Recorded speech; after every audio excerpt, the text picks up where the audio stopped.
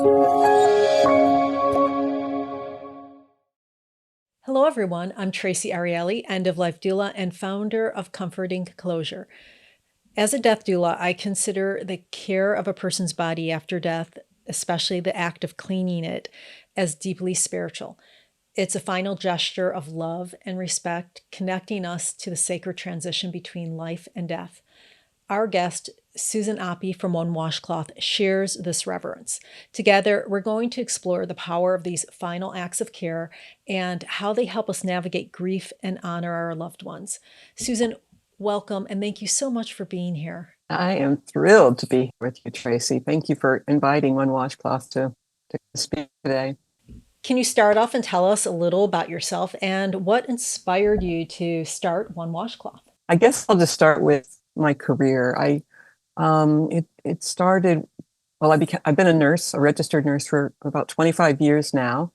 And before that, I was a home health aide trying to get a sense of what the whole home health scene was about and see if it was something for me. And so by doing that home health aide work, I began to be with people in their final days, and many of them were terminally diagnosed. So I was able to kind of witness how death was happening in people's homes. But I was still very new at all that. And so it wasn't until I became a nurse that I got a very big lesson in how our society in general deals with death, especially in our large medical facilities. For the most part, when a person died in the hospital, the policy and protocol back then were to just, I think mainly get the families in and out, get the bed ready, get the body ready to go down to the morgue, bring the body down to the morgue, get the bed ready for the next patient. And from the get-go, I'd say I felt very uncomfortable about that, but being a new nurse and just, needing to kind of follow the rules, I just went along with it. But it ate at me. And that whole first year as a nurse was a very challenging one. So I sought the counsel of a counselor, of a therapist, and her first piece of advice to me was to figure out a way to get that grief and that stress out, and preferably in like a creative way, and and do that by balancing the grief with something joyful, or just just do something to allow your body to release whatever is holding on to. And so I took that very seriously, and for the next year or so, I played around with different forms of creative expression, and I stumbled upon of creating dioramas. At some point, it dawned on me that I could also start making dioramas in honor of people who died, because my whole way of making one was to get a photograph of that person, somehow prop them up in the box, and then create a three-dimensional scene around them. And so I thought, well, let me just try that for my grandfather who had died. And so I created a memorial diorama for my grandfather. And the catharsis that came with that was just something I wouldn't have expected. It was just such a relief to just allow that expression of love to come out, and just a lot of grief that I'd been holding on to came out with that expression of love and creative expression, that I just was hooked. I just really was very much drawn into this whole idea of memorial art. I was just really fascinated by it. And I collected books on it, created a little library, and I wanted to share this with others, because again, it was a topic that I had only just heard about, and I wanted other people to know about it. So I started presenting it in public libraries. And at one point, a young daughter, I think she was like 5 years old or so, a friend of mine's daughter, came to this presentation and was like, "Are we going to make anything?" And I'm like, well, I hadn't really thought of that, but it really made sense that I should start sharing the catharsis, figuring out how I can help others have this kind of experience where they're releasing this grief that they've been holding for so long. And so I started offering memorial collage workshops at public libraries. And they were well attended, and people were really appreciative, because in the room. I brought the arts and crafts supplies. People would bring photos of their loved ones, and they could be human loved ones or loved ones from other species.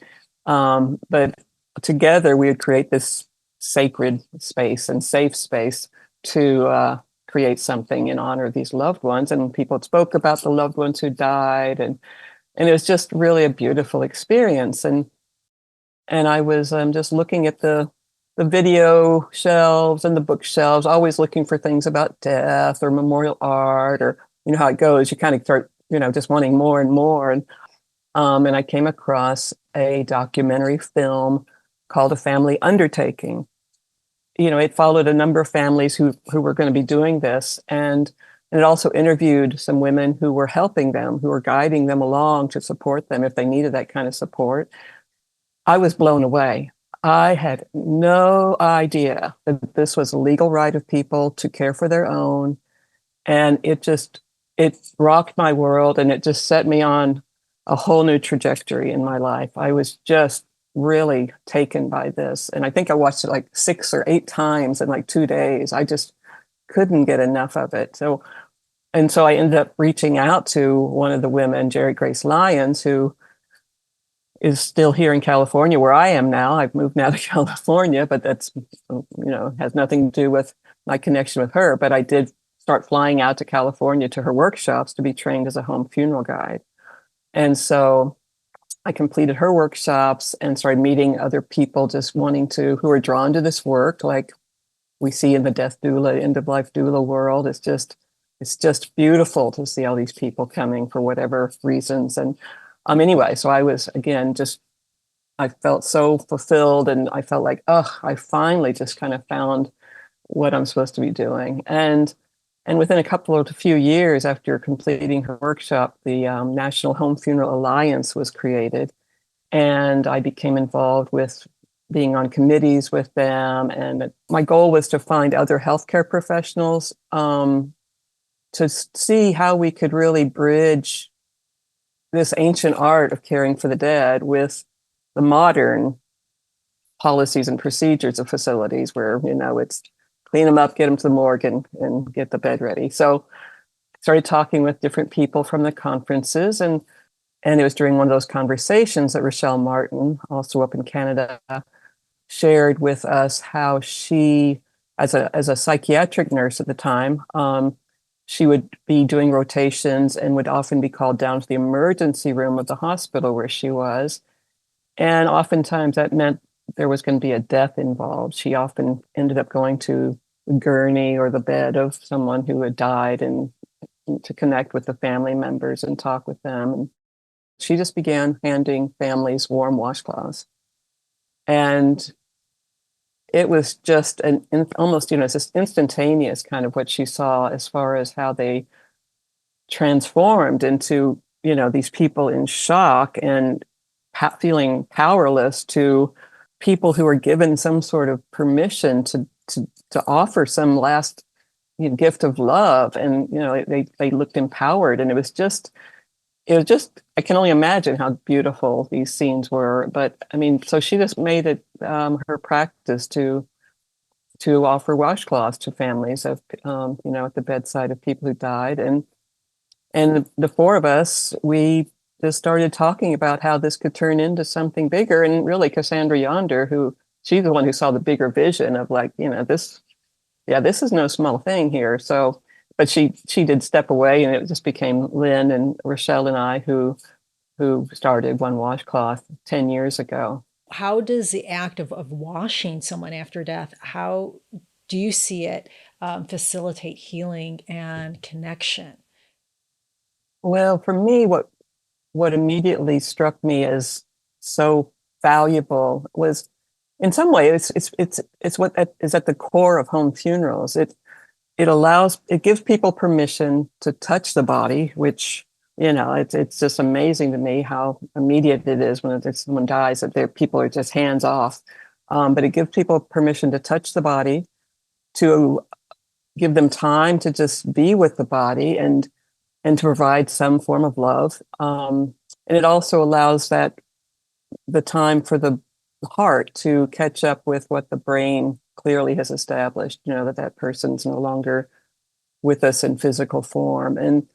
And there's just something that it's a ritual, and I believe that all rituals like this, especially when it comes to our final rite of passage, connects us with something so deep that it connects us in such a beautiful and human way that it's just healing, because our system is designed not to be that way. But when people are given that opportunity to connect in such a deep and meaningful way, it is life transforming. And I've seen it time and time again. And so I feel like it's a simplicity, it's non-threatening, and it's just innate in us.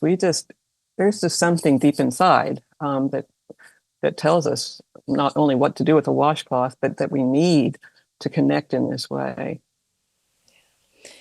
Family used to be at the center of death care, as you know. A few generations ago, families would take care of the person when they were sick and dying, and after the person passed, they would take care of the decedent in the home, housing their loved ones for a couple days, a few days, even more than a few days sometimes, while people would come and offer their support and offer their condolences. And then we got away from that, and certainly the Civil War was an influence on that, on after death care. Can you talk a little bit about that, and how you see the role of family and community evolving in respects to after death care?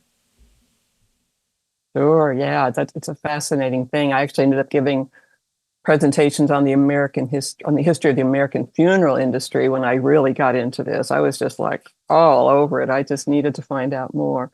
But yeah, as you say, the Civil War was a big player in it. But also, even before the Civil War, and the reason behind the Civil War was also a big reason, is just how people were brought to this country, whether it's by violent force, or whether they were already living here and or forced into assimilation and indoctrination, or if people came here as refugees, fleeing from other countries. In all these situations, they were being disconnected from their cultures, their music, their ways of life. But yeah, so that certainly started the separation, to come to where we are today with this disconnection. But yeah, the Civil War was very big.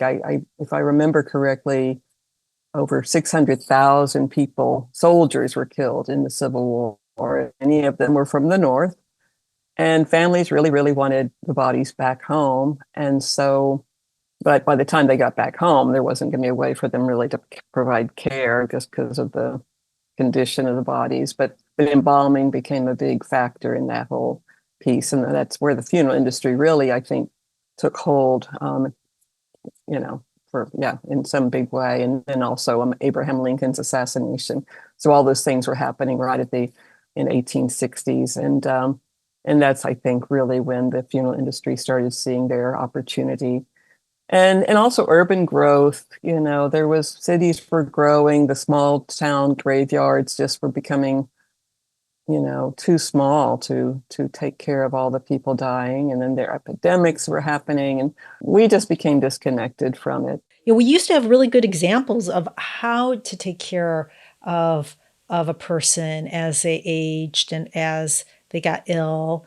And we've stepped so far away from that we don't have good examples of that. And there's a lot of fear surrounding even like being with a person who has passed away. Right. So yeah, I mean, all those factors play into it. They all play into the fear. They all play. Yeah, and it's in the best interest of the funeral industry to kind of support the fears and support, and convenience was a big part of it too. The funeral industry really promoted the idea of convenience. Like, okay, we see you're busy, you're far away, whatever. Don't worry, we'll go pick up your grandmother and bring her to our parlor. Right. So they even took away we changed the wording in our homes to living room from the word parlor, where they used, what we used to call parlors. And so, yeah, that all supported the fear of that started growing in people. And I think people dying in hospitals, people just all of a sudden began to feel like they've lost the I don't want to say ownership because nobody owns a body, but they certainly lost the control they once had, or the community connection that they once had, and people got busy. The world changed, our country changed. We became more modern, modern and keeping up with the Joneses. All those kinds of things played a role because it was a sign of success when you could pay a funeral director to care for the body, and people like that look, to look successful. So yeah, it's a fascinating history, but it's been very detrimental in my opinion, and I think it's brought us to where we are today, where we practically deny that death even really happens because we're so disconnected from it, and we're all just afraid of it when it does come because it's just not in our living experience anymore, Yeah. like it had been. Yeah, and you're right. I mean, part of that is industrialization also, because we used to all live on farms, or many of us used to live in really rural areas. And so we did see death a lot, animals and with industrialization, we're going off to work. We don't have time to take care of a person who's passed away. So yeah, that makes sense. Mm-hmm. What are some of the misconceptions that people have about after death care, and how do you help educate them? What do you say? How do you help them overcome those fears? Well, if I have my one washcloth hat on, I basically just bring a washcloth and a warm bowl of warm water and just say, if you'd like to spend some time with your loved one, please do. It's really as simple as that. There's not before I moved to California, I was working in a hospice house where people would die in the bedrooms. And so I was able just to, when the death happened, I'd bring a bowl of water and just offer this option to families. And for the most part, they jumped at it. They were just shocked that they had that opportunity and were allowed to touch the body, because I think people really have come to believe that the body, the death is like it's a medical event, and medical professionals need to deal with it, and then the funeral professionals need to come and take over, and they're just kind of cut out of the picture. But the simple act of offering a washcloth to people is the light bulb just kind of switches on in them, and they're like, they just usually are very grateful for being given that opportunity. But if we're in the home funeral with like my home funeral hat on, it would be about just letting them know this is your legal right. And as a matter of fact, I think it's only 10 states that require a funeral director to even be hired to be involved in in any sort of part of that care afterwards. And so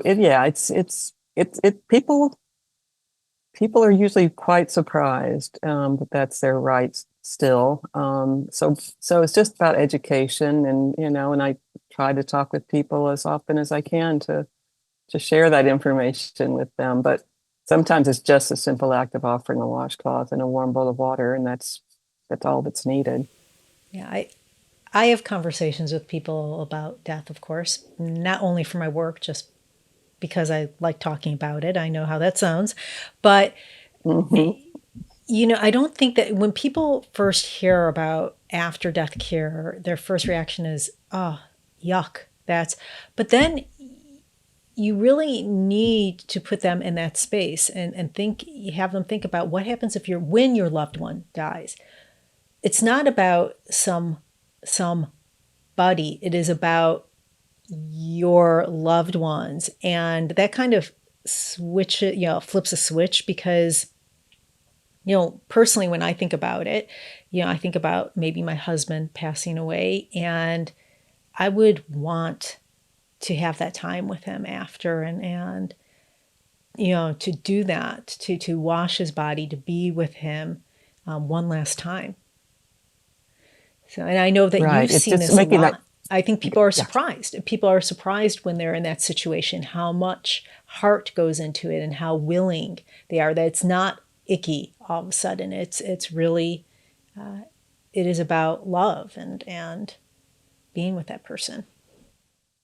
Yeah, and just connecting on a human level that, it's, and sometimes, that next step will need to be taken of, okay, well, let me just go and put my hand on the hand of your loved one who's died. Or it's just something that sometimes I need a little guidance of like, it's okay. It's just okay to touch this person. And it's just okay to lay in a bed with this person. It's okay, all these things are okay. There's no rule saying you can't do it. And I think it just, yeah, it just takes a minute. And again, I think it's a brain heart thing. And, if you can connect that person with the heart part of it, I think from that point it's pretty clear and pretty natural how to proceed for them.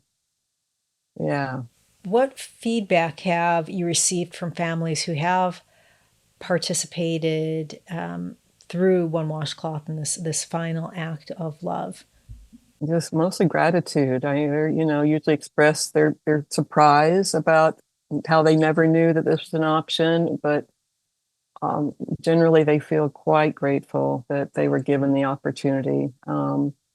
Yeah, I mean that's kind of the message we hear over and over again. And while I was still working as a hospice nurse, I would go to people's homes. And there was one visit that I'll still it just still kind of amazes me that where I arrived and the person had just died. I think it was a grandmother. And so I was asking the daughter, adult daughter, how long would you like the body to be here? And she was kind of hesitating, going, "Oh, I didn't know, I had an option." And the young, like teenage granddaughter popped in and said, "Mom, get her out of here.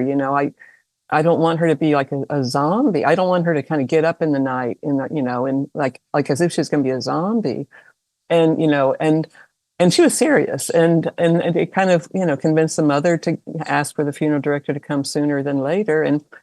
And to me, I think, gosh, isn't that, it's almost laughable, but it also it's like it just shows how distant we become from it. And if for a 16-year-old who that might have been their first time to see a dead body, who's just sees these zombie movies and plays these zombie video games, and it was just like, good gracious, we've come far. We've come very far from something that used to be so basic and so natural. I remember when my grandfather passed away, and he passed away at home. And we were able to go in and say goodbye to him individually. And then the hospice, and then the hospice came, and they wheeled his body out. But I remember that,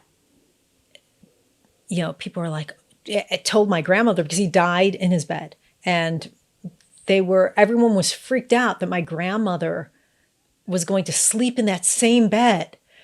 And I was the only one that wasn't freaked out. In fact, I stayed in the room because someone had to stay in the room with her. It was a really sad time. So, but that's how far it made me, yeah, it surprised me. That surprised me that people were didn't even want, to be in the same, you're using that bed again. People were, that's how far we've come. Right. What can we be doing Right. to really educate people that this is natural, this is going to happen? What do you think as a society should we be doing to have to normalize those conversations around the dying and death? Yeah.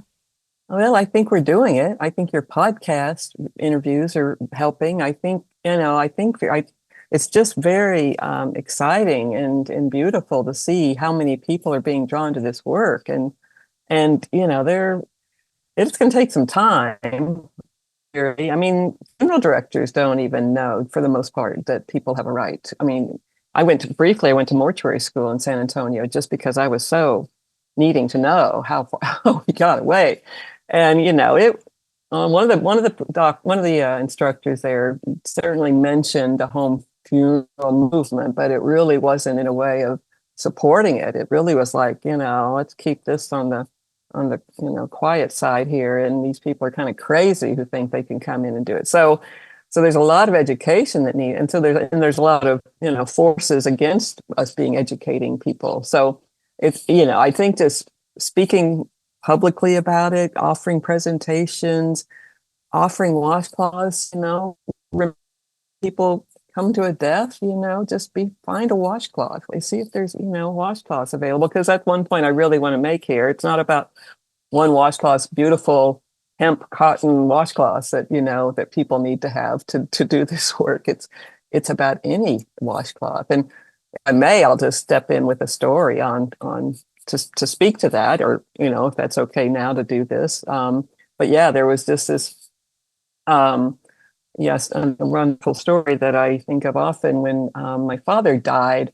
It's been about 4 years ago, and his hospice nurse, I told her about One Washcloth, and this is back in Texas, and I'd gone to take care of him in his final week, and I told his hospice nurse about One Washcloth, and she was very moved by the idea, and she really wanted to be present when we gave my father his after death care, and she was, and she was really touched, and so she and I kind of stayed in touch with each other over the next several weeks or months. I don't remember. But at some point, she connected with me because she had this really wonderful story to share. And as a hospice nurse, what often hospice nurses would do would, when someone was dying in a hospital and they just wanted to get home, the hospice nurse would meet them at their home and when they arrived to get them on the service and get everything set up. And so there was this one man who came home. The family was there waiting for him to come home, and just when he was getting home or just when he arrived, he quickly was dying, and she saw that he was dying, and so she encouraged the family to kind of gather around, and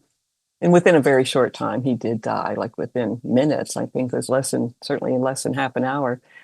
And remembering the whole One Washcloth mission, she just was like looking around the room, and all she could find was a package of disposable wipes, which for me is like, to me, but my first thought is, oh, those are so nasty. But in this situation, she took the package of wipes and just walked around the room, giving each person or letting them take one if they wanted.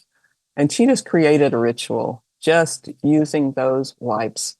And for her, that it was a beautiful experience. And, and the family expressed the same. They were just very touched by that, by creating something out of something so tragic, creating something so beautiful.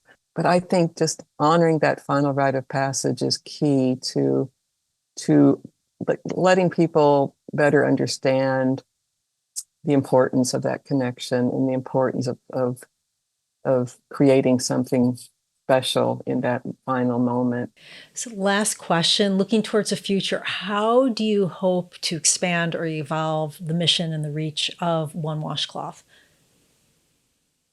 Well, we hope that it'll just continue to grow organically, for one thing. But one exciting thing that's going on for us is up in Canada, where Rochelle is. She had read an article in her local magazine about a hospital up there whose ICU staff to create some sort of offering to families where they connect more on a human level, not just the medical level. And they created this project called the Three Wishes Project. And so what they do, they offer families or patients who are terminally ill with three wishes. And, and it's kind of like a make-a-wish, but in a very local way. They just offer these, this opportunity, and they do these make these wishes happen for these people. And Rochelle, realizing that, like, again, everything comes up to the end of life, but then at the time of death, things kind of shut down. She reached out to one of the doctors involved in the Three Wishes Project and said, this is who we are. This is what One Washcloth is. And the doctor was like, well, that's our missing link. That's the missing piece in our project. So, and as it turns out, this hospital is connected with a lot of hospitals around the world. And so, their hope is that they're going to really start hooking back the mission of One Washcloth, whether we're directly involved or not. But, it's all about just getting the word out. It's certainly not about putting our name out there. But so that's very exciting to us. And we'll see where that goes. But I think that's very positive. There's a lot there. And on a local level, I've been reaching out to like nonprofits who deal with either young people and tools for resilience, or with the gun violence epidemic. I think people are just consistently robbed of this right to of in these homicides, and it's just heartbreaking. And I know quickly that the corpse care book that you mentioned, where Rochelle Martin was involved, they mentioned traditions of especially Black communities to honor the death of a person who died in a tragic way. I just want to connect with these organizations doing the work here to see how we can help bring ritual, such as using a washcloth or whatever, to these horribly tragic cases where people are not only robbed of the loved one who was violently killed, but just of their right to care for them. And so there's things like that are going on as well. Yeah. You just mentioned a book, Corpse Care, Tending the Dead. And it's a really brilliant book. And I had been talking with you about it, Susan. I've been talking to Susan about it. And she said, oh, yeah, we contribute to that. We did a lot of the research for that, or we did research that helped with it. And I had to laugh. Rochelle did. Rochelle did. I need to correct you on that. Rochelle did the research, not One Washcloth. It is an absolutely brilliant book, and it goes into the history of tending our dead, of how we take care, afterlife care in the United States. So it's very well done, and I highly recommend it. But I just wanted to thank you for joining us today and sharing the beautiful mission of One Washcloth. For those that are interested to learn more about One Washcloth or contribute in any way, how can they? onewashcloth.org is our website. And, and again, we're monetary, certainly we'll take donations, but it's not, we don't necessarily need the money because we're not an established organization. It's just a project of love. But, we hope that people just remember that this is their right. And it's as simple as, bringing in a washcloth that can transform the whole sad moment to something filled with love and honor. Great. And I'll definitely put the link to your website up in the description and to the donation page also, so people can donate and support you. Thank you. Thank you. You're welcome. So folks, today's discussion reminds us of the many ways we can honor and care for our loved ones at the end of their journey. It's a deeply personal choice, and there are options available that resonate with the spiritual, emotional, and practical aspects of saying goodbye. Thank you for joining us. If you have any questions, please comment below or reach out to me directly. And if you found this conversation to be helpful, please like, share, comment, and subscribe. This is Traci Arieli from Comforting Closure, wishing you peace and comfort in your journey. Until next time, take care.